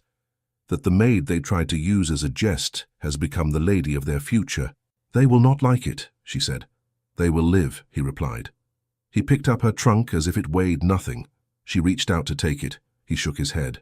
You have carried enough alone, he said. Allow me this. They went downstairs together. The innkeeper with his cloth gaped openly when he saw Marta at the prince's side, her hair hastily braided, her eyes bright from tears. Settle her account, Johann told him. Send the bill to the castle. Of course, Your Highness, the man stammered. Outside the air was cold but clear. The carriage waited. Johann handed the trunk up, then helped Marta climb in. He followed, closing the door behind them. As the horses started forward, the town receded. Marta sat with her hands folded in her lap, feeling every jolt of the wheels as a reminder that this was real. Johann watched her for a moment. Are you regretting it already? He asked quietly. She shook her head. I am wondering if I am dreaming, she said. If I will wake on my narrow bed and find I imagined the carriage, and your words, and my own foolish courage. If this is a dream, he said, then we are having it together. She turned to the window. In the distance, beyond fields and bare trees, the castle rose on its hill. There will be storms when we arrive, she said. Let them come, he answered. This time I will not ask you to weather them alone. The carriage rolled on toward Altenburg, carrying them back not to the life they had left, but to a new one they were about to claim. The carriage passed through the gates of Altenburg with a clatter of hooves and a rush of cold air. Marta's hands were tight on her skirt. From the window she saw the familiar courtyard, the stone walls, the servants hurrying about their work. Nothing had changed, yet everything had. Johann noticed the way she drew back a little. Breathe, he said softly. You are not returning as you left. She managed a faint smile. It still feels as if I might be sent back to the laundry at any moment. If anyone tries, he said, they will find the prince himself in the way. The carriage stopped. A footman hurried to open the door, then froze as he saw Marta beside Johann. Your Highness, the man stammered, we did not expect. Clearly, Johann said. See that word spreads quickly. Fräulein Weiss has returned under my protection. No one is to trouble her. Yes, Your Highness. Johann stepped down and turned, offering his hand. Marta took it and descended, the chill of the air forgotten in the warmth of his grip. Around the courtyard, servants paused. Some gaped openly. Others whispered behind their hands. Is that... She came back, with him, and the trunk. She is not just visiting. Frau Adler appeared at the door to the servants' wing, her expression caught between disapproval and worry. Your Highness, she began, we thought Fräulein Weiss had left. She had, Johann said. I went to fetch her. She will not be leaving again without my consent. Have her room near the nursery prepared as before. Frau Adler pressed her lips together, then inclined her head. As you wish, Your Highness. Marta felt every eye on her as she followed Johann inside. Her heart thudded so loudly she almost did not hear the small voice that called her name. Marta! Lucas stood at the end of the corridor, hair tousled, cheeks still pink from his fever. He wore a dressing gown, the nurse hovering uselessly behind him. He ran, bare feet slapping the floor. Marta! He cried again. She barely had time to set down her gloved hands before he threw himself against her, arms around her waist, face pressed into her skirt. You came back, he said, his voice muffled. I knew you would. I told them you would. She bent over him, her hand trembling as she smoothed his hair. I am sorry I frightened you, she whispered. I should not have gone. I thought it would spare you. It did not, he said fiercely. It hurt. Do not do it again. I will try very hard never to leave you again without saying goodbye properly, she said. He pulled back and looked up at Johann, eyes narrowed. "Did you send her away?" he asked his father. "Yes," Johann said quietly. "I did." "Did you bring her back?" Lucas asked. "Yes," Johann said again. "Then you are forgiven," Lucas declared, as if that settled everything. "But do not do it again." Johann's mouth twitched. "I will do my best." Lucas turned back to Marta, suddenly solemn. "Will you stay?" he asked. "Not just for stories, forever." She hesitated, glancing at Johann. He nodded once. "If your father does not change his mind," she said gently, "I will stay." "He cannot," Lucas said confidently. "I told him what to do before." He listened. He turned to Johann again, chest pushed out. "Father," he said loudly enough that the nurse and Frau Adler heard, "marry her." The words echoed down the corridor, so like the ones in the restaurant that Marta felt her knees weaken. Johann smiled, but his eyes were serious. "I intend to," he said. The nurse gasped. Frau Adler went pale. "You do?" Lucas breathed. "I do," Johann said. He placed a hand on his son's shoulder and another on Marta's. "If she still wishes it, and if you will be kind enough to share her with me." Lucas' face lit as if someone had lifted a curtain. "I said it first," he announced, triumphant. "In the restaurant. Everyone heard. Now they will see I was right." "You were," Johann said quietly. He looked at Marta. "I mean to tell the court this afternoon," he said. "No more secrets. No more corridors whispering guesses." "Today?" she whispered. "Yes," he said. "If I wait, I will hear 10 new reasons to be a coward. I have had enough of my own hesitation." She nodded slowly. "Then I will stand where you ask me to stand." "At my side," he replied. "Nowhere else." He turned to the nurse. "Frau Keller, keep him resting. His fever has not completely gone." "But I feel fine," Lucas protested. "You feel better because Marta is here," Johann said. "That does not mean your body is not tired. You will rest. Later, if things go as I hope, we will all celebrate. And you will need your strength." "For what?" Lucas demanded. "For seeing adults behave like sensible people for once," Johann said. "It will be a rare event." Marta had to press a hand to her mouth to hide a laugh. Johann left them there, with Lucas still clinging to her hand, and went to prepare the announcement that would either steady his house or shake it to its foundations. By mid-afternoon, the great hall was full. Nobles from near and far, relatives, advisers, the ladies who had thought the prank so amusing, Lady Amalia with her calm eyes, the cousin and his wife. The air hummed with expectation and unease. "What is this about?" one baron muttered. "He summons us all, unannounced." "Perhaps he has finally chosen a proper bride," another said. "It is high time."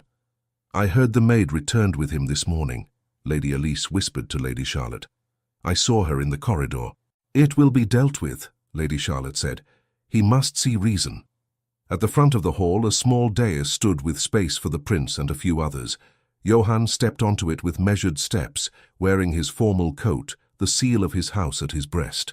He looked more like a ruler than he had in years. Beside him stood Lady Amalia at his request. Her presence sent a ripple through the hall. "Thank you for coming," Johann said, his voice carrying clearly. "I know it is unusual to summon you all at such short notice." Murmurs died down. "I have called you," he continued, "because it is time I addressed openly what many of you have preferred to discuss in corners and behind closed doors." He let his gaze move slowly across the room. "A few weeks ago," he said, "some among you proposed a meeting, a blind arrangement with a lady of rank, to remind me, I believe, that I am still alive and still expected to marry." A thin ripple of embarrassed laughter passed through the hall. "Instead of the lady," Johann went on, "a maid was sent in her place, without explanation, without preparation. She was made the object of a jest unworthy of this court and unworthy of Helena's memory." The laughter died at once. "The maid's name is Marta Weiss," Johann said. "She has served in this household for 3 years. She was not asked whether she wished to be part of your amusement. She was told to obey. She walked into that restaurant unaware that she was meant to be the punchline of your cleverness." Faces shifted. Some flushed. Eyes darted away. "I will not name all of you who took part," Johann said. "You know who you are. So do I. What matters more is what happened next." He glanced toward the side door. "Lucas," he called, voice softening but still clear. "Would you come here, please?" A collective intake of breath moved through the hall. The small door opened and Lucas appeared, hand in Marta's. Behind them walked Frau Keller. Marta wore a dress slightly finer than her usual plain ones, but still modest, her hair neatly arranged. She looked as if she wished the floor would open, yet she held her head steady. Murmurs swelled. Marta felt them on her skin like a rough breeze. "Come," Johann said, holding out his hand. They crossed the hall. Lucas walked without hesitation. Marta followed, every step an act of will. At the foot of the dais, Lucas released her hand, climbed the 2 steps and took his father's.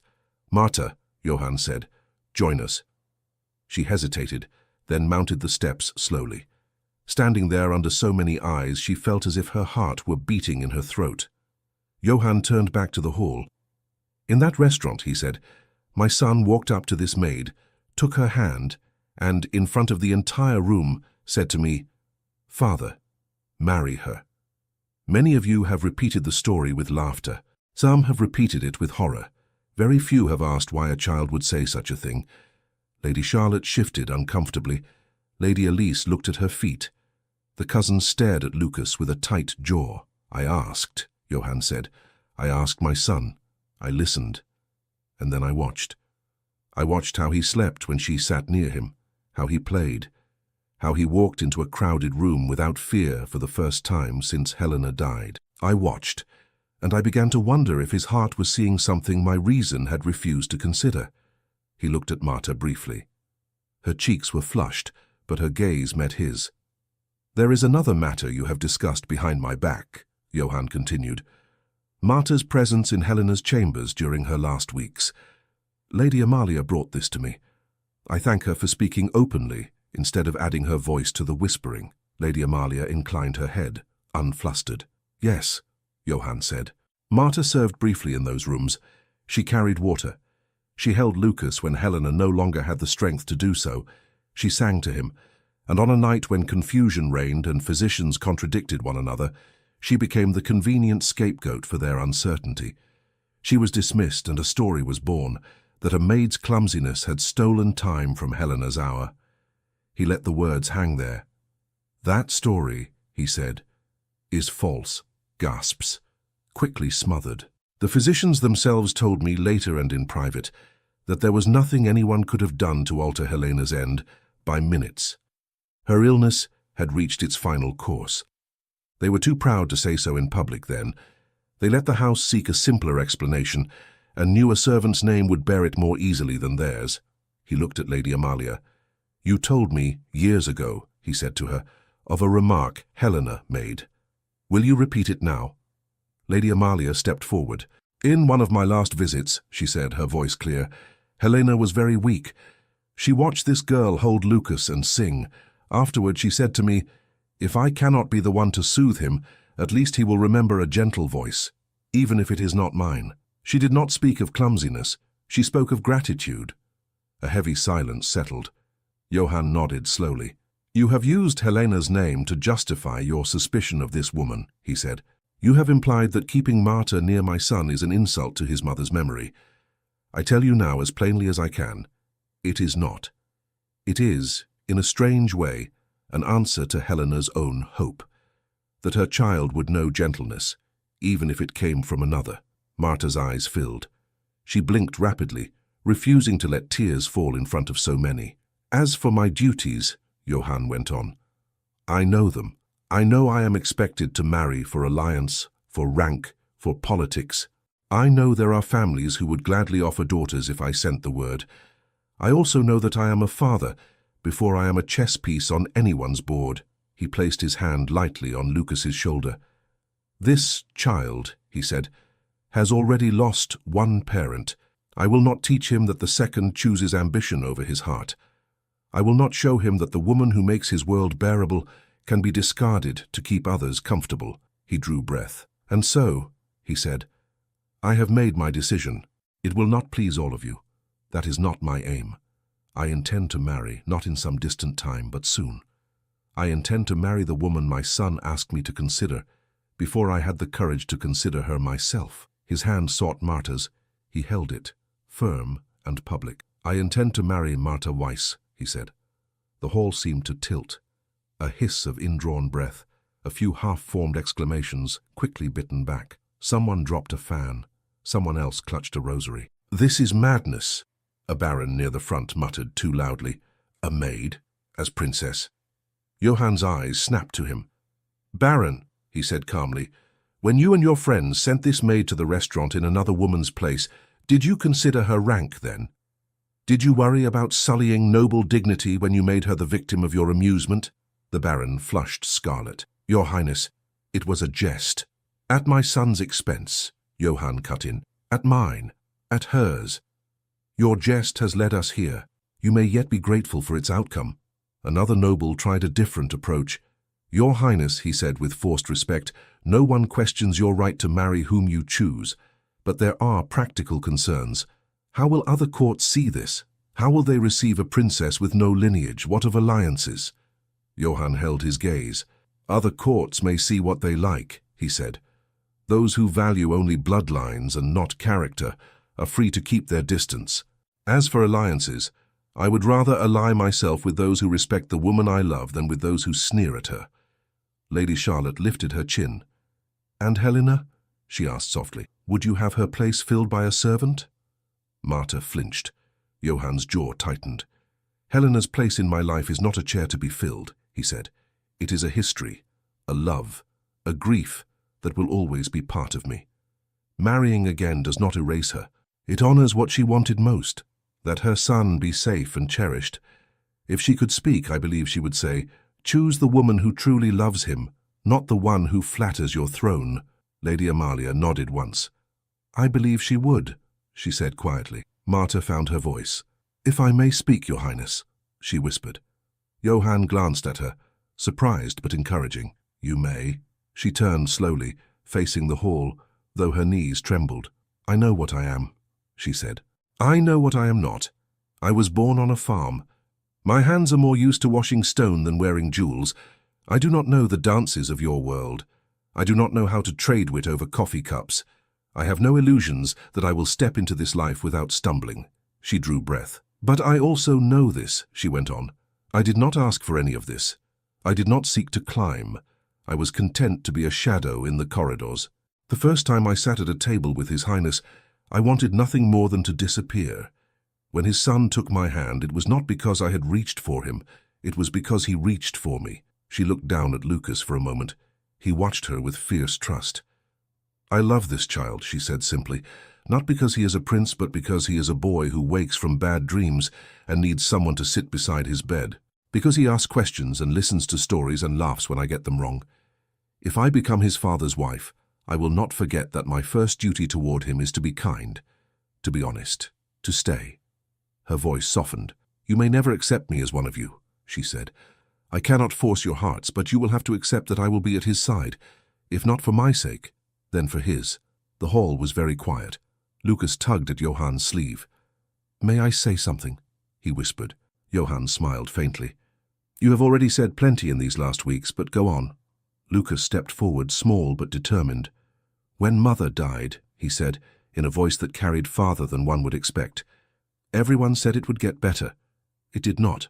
Not really. It was loud in my head all the time, even when no one spoke." He swallowed. "When Martha came, it got quieter," he said. "Not gone, but quieter. When she sings, it feels like when the snow falls and everything sounds softer." A few people blinked quickly. Others looked away. "You say she is only a maid," Lucas continued.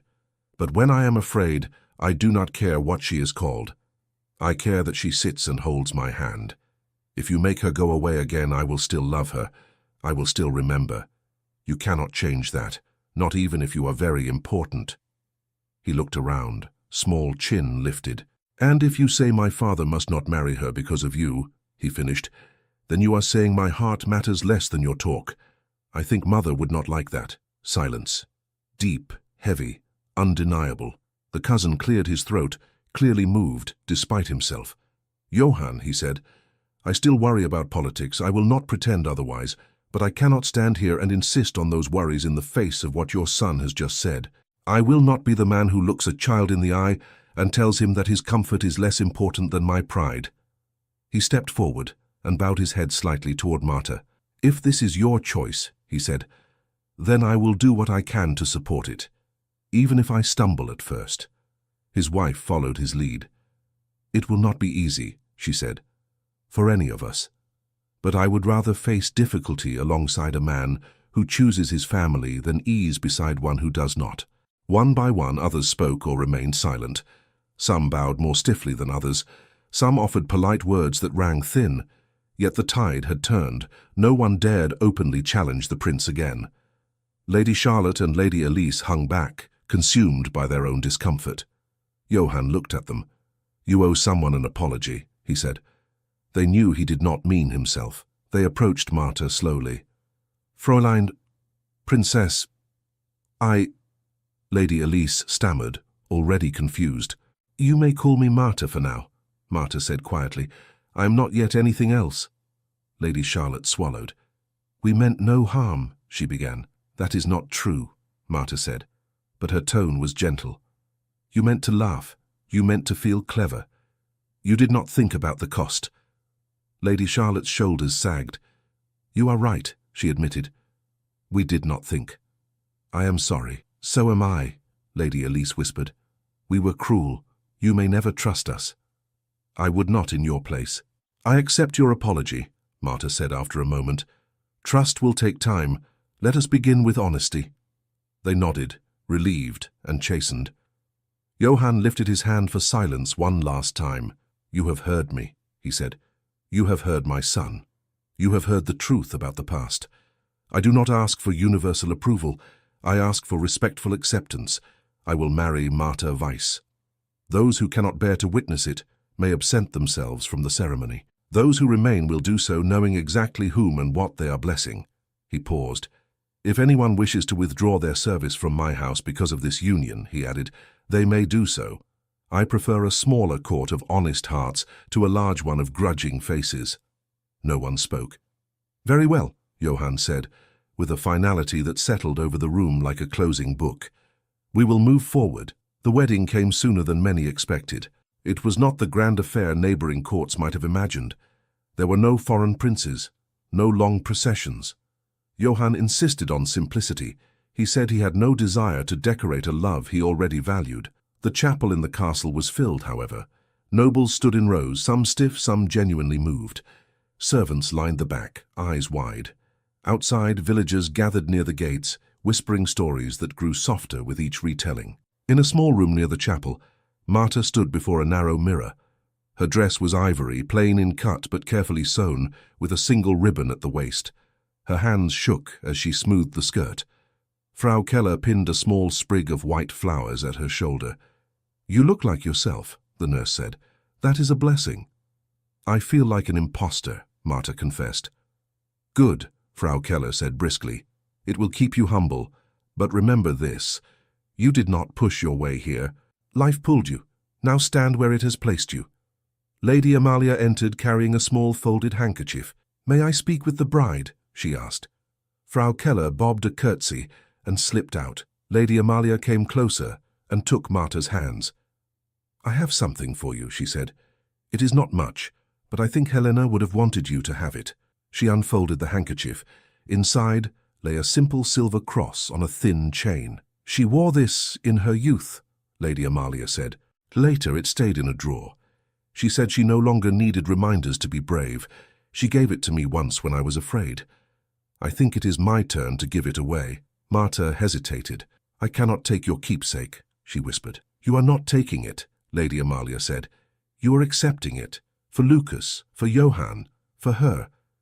Let it remind you that you walk into this marriage not as a usurper, but as another woman called to love the same child." Her voice softened. "And if heaven is kinder than we suppose," she added, "perhaps Helena will look down and say at last, 'Someone stayed.'" Tears filled Marta's eyes. "Do you truly think she would approve?" she asked. "I think she loved her son more than she loved rules," Lady Amalia said. "On that ground you stand together." She fastened the chain around Marta's neck. "There," she said. "Now go. He is waiting." In the chapel, Johann stood at the front beside the pastor, his hands clasped. He wore no crown, only a simple dark coat. His eyes were on the door. Lucas stood beside him, smaller but radiantly proud in his little suit. He kept straightening his collar. "Stop fussing," Johann murmured. "I want to look proper," Lucas said. "I told her to marry you. I should look like someone who knows what he is doing." Johann smiled. "You have done better than half the advisors in this room," he said. The music began, simple and clear. The door opened. Marta stepped in, alone. No father on her arm. Her own parents had chosen to remain in the village, half overwhelmed, half terrified by the idea of the castle. She did not blame them. She walked with small, careful steps, her gaze fixed on Johann. He felt his breath catch. He had seen her in work dresses, in plain gowns, in a tired shawl. This was still Marta, but there was a quiet radiance about her now, born not of the dress, but of the knowledge that she was chosen, not tolerated. When she reached them, he took her hand. It was cool, slightly damp. He held it firmly. "You came," he whispered. "You asked," she replied. The pastor spoke words of promise. Duty, fidelity, sickness and health, richer and poorer. Marta listened, but what she heard most clearly was the steadiness of Johann's voice as he repeated them, looking at her as if no one else existed. When it was her turn, her voice trembled at first. Halfway through, it steadied. "I promise," she said, "to be your companion in joy and in sorrow, to speak the truth even when it is hard, to stand beside you, even when the court does not, to love your son as if he were my own, without trying to make him forget who he has lost."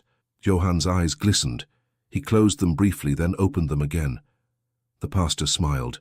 "By the vows you have spoken," he said, "in the presence of God and this company, I pronounce you husband and wife." He paused, looking at Johann. "You may greet your bride," he said. Johann lifted Marta's hand and kissed it with deliberate tenderness. It was a simple gesture, but it sent a murmur through the room, a recognition that this was no political contract. This was a choice. Lucas bounced on his heels. "Now?" he whispered loudly. "Now," Johann said. Lucas flung his arms around both of them, half laughing, half crying. "I did it," he announced. "I said it, and it happened." "You did," Johann said, hugging him close with one arm and Marta with the other. "You are not going away again," Lucas told Marta, clinging to her skirt. "Not ever." "Not if I can help it," she said.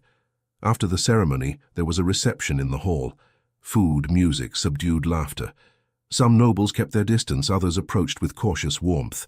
The baron who had spoken rudely earlier came to Johann and bowed. "Your Highness," he said, "I was wrong. About many things. I ask your forgiveness." "Live better," Johann replied. "That will be forgiveness enough." He and Marta did not dance much. They spent more time talking quietly to those who truly wished them well. Lady Amalia spoke long with Marta's parents, who had finally gathered enough courage to come for a short while, and now stood looking bewildered and proud. At the edge of the room, the servants watched. The older scullery maid wiped her eyes with her apron. "Look at her," she said. "Still the same girl who scrubbed floors." "Not quite the same," her neighbor replied. "No," the older woman said, "but that is good. Souls are meant to grow." Later, when the last of the formalities had faded and the guests had begun to disperse, Johann and Marta slipped away to the quiet of the winter garden. The glass panes held back the cold, enough for them to sit on a stone bench among dormant plants. For the first time that day, they were alone. "Are you tired?" Johann asked. "Exhausted," she said, smiling, "and strangely light." "Do you regret it?" he teased. "Ask me again after your relatives visit for a month," she said. He laughed.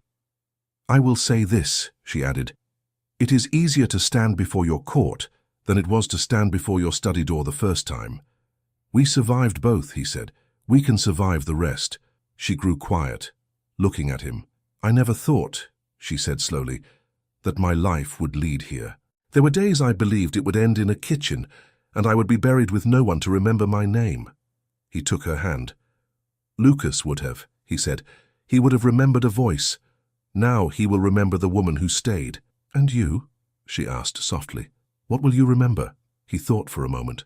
"The day a frightened maid walked into a restaurant and accidentally showed me how small men of my rank can be," he said. "And the way she kept her back straight even when she wanted to run.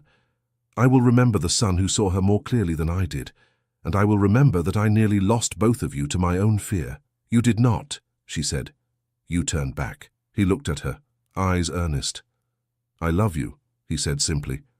Not as a prince loves a symbol, as a man loves the woman who has become the center of his days. Her breath hitched. I love you, she replied. Not because you are a prince, because you are a man who came to a small inn to ask a maid to help him begin again. He leaned a little closer, then stopped, giving her space to choose. She closed the distance, resting her head lightly against his shoulder. They sat like that for a while, in a silence that felt like the one Lucas had described, like snow softening the edges of the world. Beyond the glass, flakes had begun to fall, drifting gently over the sleeping garden. Later, when people spoke of this story, they would tell it in many ways. Some would say it began with a cruel prank. Others would say it began years earlier in a sick room, when a young maid sang to a tired child, while a princess listened with grateful eyes.